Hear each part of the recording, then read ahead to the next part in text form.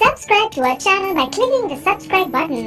Click the bell button and enjoy the latest uploads from our channel. السلام علیکم ورحمۃ اللہ وبرکاتہ۔ آپ کا استقبال ہے غوث شیخ ٹی وی یوٹیوب چینل میں۔ آپ حضرات کی خدمت میں ایک درخواست ہے کہ جو لوگ ابھی تک ہمارے اس چینل کو سبسکرائب نہیں کیے تو اسلامی معلومات، اصلاحی بیانات اور دینی مسائل کے جاننے کے لیے سب سے پہلے ہمارے اس چینل کو سبسکرائب کریں اور ثواب کی نیت سے دوسروں کو شیئر کریں اور ہماری ہمت افزائی کے لیے لائک اور کامنٹ ضرور کریں۔ قابل احترام معزز سامعین اور میری دینی و اسلامی ماں اور بہنوں، اولیاء اللہ امت کے حق میں اللہ کی طرف سے بہت بڑی نعمت ہیں۔ ان اللہ کے ولیوں کی زندگی، ان کی نیکی، ان کی عبادت اور ریاضت، تقوی اور طہارت کے واقعات بار بار پڑھنے اور سننے سے ہمارے اندر بھی ان بزرگوں جیسا بننے اور ان کی جیسی پاکیزہ زندگی گزارنے کا دل میں شوق پیدا ہوتا ہے۔ پھر یہی شوق آدمی کو اللہ کا ولی بننے کی محنت کرنے پر مجبور کرتا ہے۔ امت کے اندر اللہ کے ولیوں کے قصے سن کر خود بھی اللہ کا ولی بننے کی کوشش کرنے کا شوق دلانے کے لیے تذکرہ اولیاء کے عنوان سے ایک ایک ولی کی سوانح حیات بیان کرنے کا سلسلہ شروع کیا گیا ہے۔ اس لیے آج کی اس مجلس میں حضرت حسن بصری رحمۃ اللہ علیہ کا تذکرہ کیا جاتا ہے۔ حضرت حسن بصری رحمۃ اللہ علیہ ایک باعمل عالم دین، متقی، پرہیزگار، سنتوں پر پابندی سے عمل کرنے والے، ہمیشہ خشیت الہی اور خوف خدا سے ڈرنے والے بزرگ اور اللہ کے ولی تھے۔ حضرت حسن بصری رحمۃ اللہ علیہ کی امی جان رسول اللہ صلی اللہ علیہ وسلم کی بیوی ام المؤمنین حضرت ام سلمہ رضی اللہ تعالی عنہا کی باندی تھیں۔ حضرت حسن بصری رحمۃ اللہ علیہ جب پیدا ہوئے تو آپ کو حضرت عمر فاروق رضی اللہ تعالی عنہ کی خدمت میں پیش کیا گیا، اور جب حضرت عمر فاروق رضی اللہ تعالی عنہ نے حسن بصری کو دیکھا کہ آپ بہت ہی خوبصورت ہیں، اس لیے حضرت عمر رضی اللہ تعالی عنہ نے فرمایا اس بچے کا نام حسن رکھو کیونکہ یہ بہت ہی حسین اور خوبصورت ہے۔ چنانچہ حضرت عمر رضی اللہ تعالی عنہ کے کہنے پر آپ کا نام حسن رکھا گیا۔ حضرت حسن بصری رحمۃ اللہ علیہ کی تربیت رسول اللہ صلی اللہ علیہ وسلم کی بیوی، تمام مسلمانوں کی روحانی ماں ام المؤمنین حضرت ام سلمہ رضی اللہ تعالی عنہا نے کی ہے، کیونکہ حضرت حسن بصری رحمۃ اللہ علیہ کی امی جان حضرت ام سلمہ رضی اللہ تعالی عنہا ہی کی باندی تھی، اس لیے حضرت حسن بصری رحمۃ اللہ علیہ اپنی امی کے ساتھ حضرت ام سلمہ ہی کے پاس رہتے تھے۔ کبھی حضرت حسن بصری رحمۃ اللہ علیہ کی امی جان کام کاج میں مصروف رہتی اور حضرت حسن بصری رحمۃ اللہ علیہ رونے لگتے تو حضرت ام سلمہ رضی اللہ تعالی عنہا خود حضرت حسن بصری کو اپنے گود میں لیتی اور اپنے سینے سے لگا کر دودھ پلاتی۔ حضرت ام سلمہ رضی اللہ تعالی عنہا حضرت حسن بصری رحمۃ اللہ علیہ کو ہمیشہ یہ دعا دیا کرتی کہ اللہ تجھے مخلوق کا رہنما بنائے۔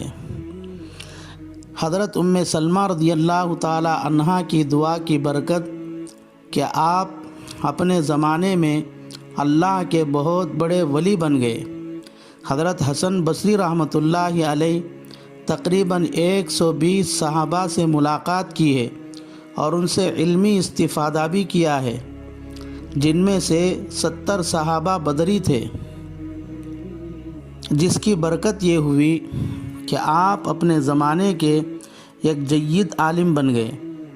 حضرت علی رضی اللہ تعالی عنہ اپنے دور خلافت میں جب بصرہ پہنچے تو لوگوں کو وعظ کرنے سے منع فرمایا، لیکن جب حضرت علی رضی اللہ تعالی عنہ حسن بصری رحمۃ اللہ علیہ کے حلقے درس میں پہنچے تو آپ سے پوچھا کہ کیا آپ عالم ہی یا طالب علم؟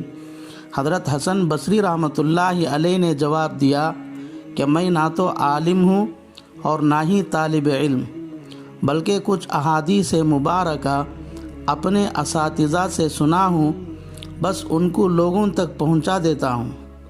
حضرت علی رضی اللہ تعالی عنہ نے جب ان کا درس حدیث سنا تو اطمینان ظاہر کرتے ہوئے فرمایا، تم کو وعظ کہنے کی اجازت ہے۔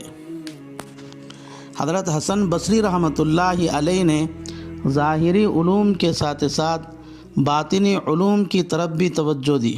اس کے لیے رسول اللہ صلی اللہ علیہ وسلم کے نواسے حضرت حسن رضی اللہ تعالی عنہ سے بیعت کی اور تصوف اور سلوک کے منازل طے کیے۔ حضرت حسن بصری رحمۃ اللہ علیہ کی عاجزی اور انکساری۔ بشر حافی رحمۃ اللہ علیہ کو معلوم ہوا کہ حضرت حسن بصری رحمۃ اللہ علیہ حج کے مبارک سفر پر تشریف لے جا رہے ہیں تو بشر حافی کو بھی خیال پیدا ہوا کہ حضرت حسن بصری رحمۃ اللہ علیہ کے فیوض اور برکات حاصل کرنے کا اس سے اچھا موقع نہیں ہو سکتا، اس لیے حضرت حسن بصری رحمۃ اللہ علیہ کی خدمت میں خط لکھا کہ حضرت بندہ بھی آپ کے ساتھ حج کے سفر پر چلنا چاہتا ہے، اجازت دیجیے۔ لیکن حضرت حسن بصری رحمۃ اللہ علیہ نے جواب میں لکھا، میں معافی چاہتا ہوں کیونکہ سفر میں آدمی کے اخلاقی کمزوریاں ظاہر ہوتی ہیں اور میں نہیں چاہتا کہ میرے خالق اور مالک کے علاوہ کسی کے سامنے میرے عیب ظاہر ہو، اس لیے میں آپ کو میرے ساتھ حج کے سفر پر ساتھ چلنے کی اجازت نہیں دے سکتا۔ اللہ اکبر، یہ کتنی بڑی عاجزی اور انکساری کی بات ہے۔ ایک مرتبہ حضرت حسن بصری رحمۃ اللہ علیہ نے دریائے دجلہ پر ایک حبشی آدمی کو ایک عورت کے ساتھ بیٹھ کر شراب پیتے ہوئے دیکھا تو آپ کے دل میں یہ خیال آیا کہ اس آدمی سے تو میں بہتر ہوں، کیونکہ یہ شراب پیتے ہوئے عورت کے ساتھ بیٹھا ہوا ہے اور میں اس برائی سے دور ہوں۔ اتنے میں دریا میں ایک کشتی ڈوب گئی جس میں 7 آدمی تھے، وہ بھی ڈوبنے لگے۔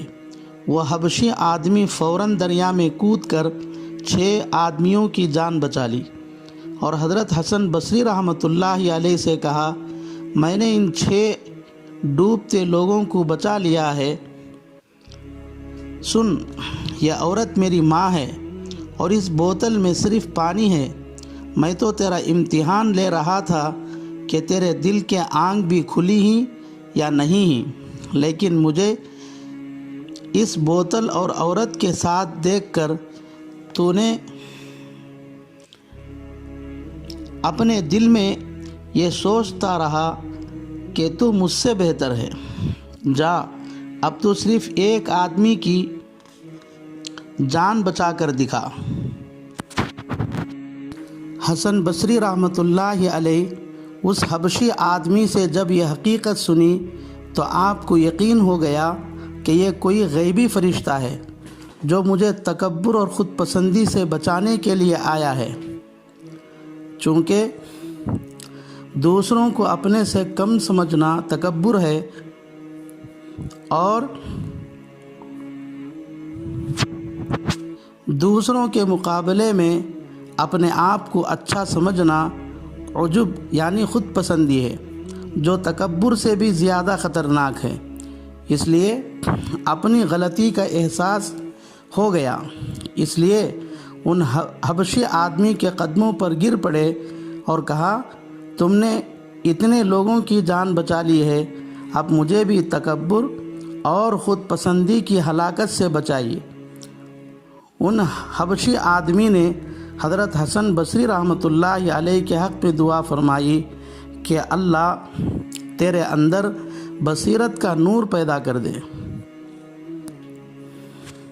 یعنی تکبر اور خود پسندی تیرے اندر سے ختم کر دے۔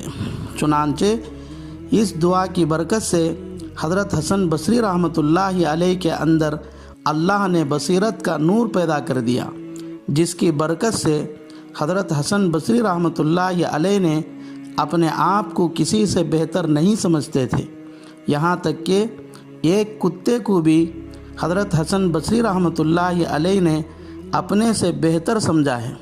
چنانچہ ایک مرتبہ کسی نے حضرت حسن بصری رحمۃ اللہ علیہ سے پوچھا کہ آپ بہتر ہیں یا کتا؟ حضرت حسن بصری رحمۃ اللہ علیہ نے جواب دیا، اگر کل قیامت کے دن میں اللہ کے عذاب سے چھٹکارا پا لوں تو کتے سے میں بہتر ہوں، اور اگر قیامت کے دن اللہ کے عذاب سے میں چھٹکارا نہ پا سکا تو پھر صرف مجھ سے نہیں بلکہ مجھ جیسے ہزاروں لوگوں سے کتا ہی بہتر ہے۔ حضرت حسن بصری رحمۃ اللہ علیہ کا دعوت و تبلیغ کا طریقہ۔ حضرت حسن بصری رحمۃ اللہ علیہ کے پڑوس میں ایک آگ کی پوجا کرنے والا شخص رہتا تھا، اس کا نام شمعون تھا۔ جب وہ مرض الموت میں مبتلا ہو گیا تو حضرت حسن بصری رحمۃ اللہ علیہ اس کے پاس تشریف لے گئے۔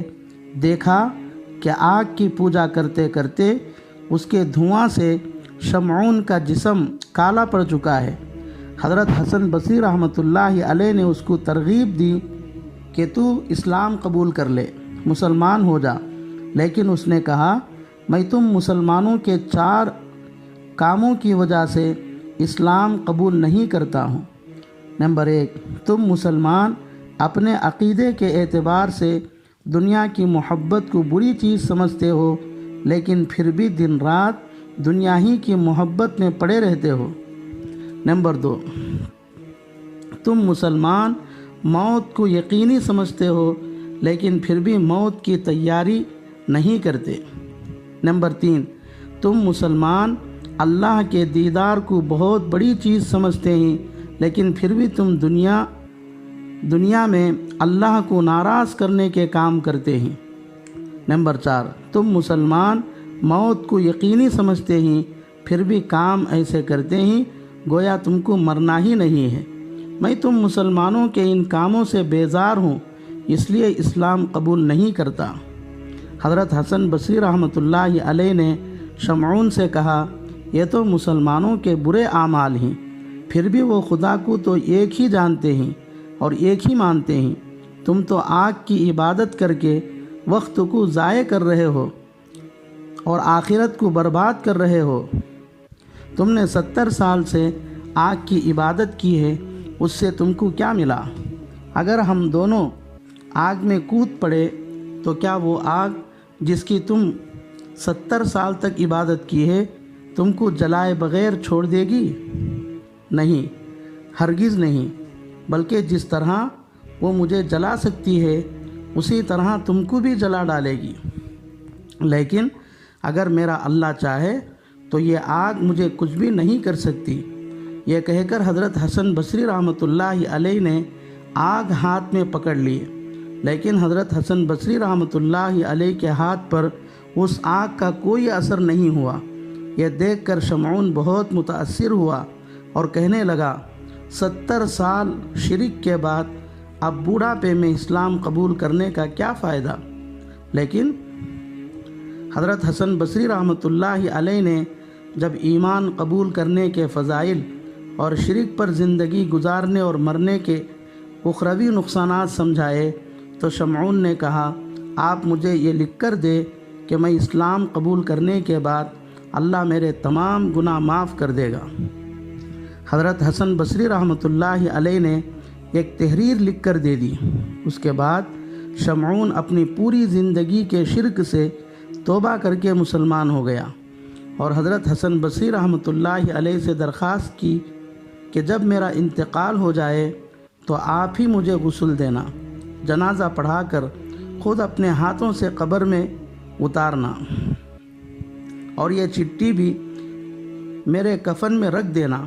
چنانچہ اسی رات شمعون کا انتقال ہو گیا۔ اس کی وصیت کے مطابق حضرت حسن بصری رحمۃ اللہ علیہ نے اس کو خود اپنے ہاتھوں سے غسل دیا، کفن پہنایا، جنازہ پڑھا کر قبر میں اتارا، اور وہ تحریر بھی قبر میں رکھ دی۔ خواب میں حضرت حسن بصری رحمۃ اللہ علیہ اسی رات شمعون کو دیکھا کہ وہ قیمتی لباس پہنے ہوئے جنت کی سیر کر رہا ہے۔ اس سے پوچھا کہ تیرے ساتھ کیا معاملہ کیا گیا؟ شمعون نے کہا، اللہ نے میرے ساتھ اپنے فضل کا معاملہ کیا ہے، میری مغفرت کر دی اور مجھے ایسے ایسے انعامات سے نوازا جس کو میں بیان بھی نہیں کر سکتا۔ اس کے بعد شمعون اس پرچی کو نکال کر حضرت حسن بصری رحمۃ اللہ علیہ کے ہاتھ میں رکھ کر کہا، اب مجھے اس کی ضرورت نہیں ہے۔ حضرت حسن بصری رحمۃ اللہ علیہ جب صبح بیدار ہوئے تو وہ چٹھی اپنے ہاتھ میں رکھے ہوئے پائے۔ ماشاء اللہ، اللہ کے دین کے کیا کہنے، جس نے 70 سال تک شرک کیا ہے، صرف کلمہ پڑھ کر مسلمان ہونے والے کے ساتھ اللہ نے اتنا اچھا سلوک کیا ہے، تو پھر جو آدمی 70 سال تک اللہ ہی کی عبادت کرے، اللہ اس کو کیا کچھ نہیں دے گا۔ اللہ سے دعا ہے کہ اللہ تبارک و تعالی تمام مسلمانوں کو اللہ کی قدر کرنے اور اس کے طاقت اور قدرت پر بھروسہ کرنے، ان اللہ کے ولیوں کی طرح اپنی زندگی ایمان اور یقین پر گزارنے کی اللہ توفیق عطا فرمائے۔ آمین۔ وآخر دعوانا ان الحمد للہ رب العالمین۔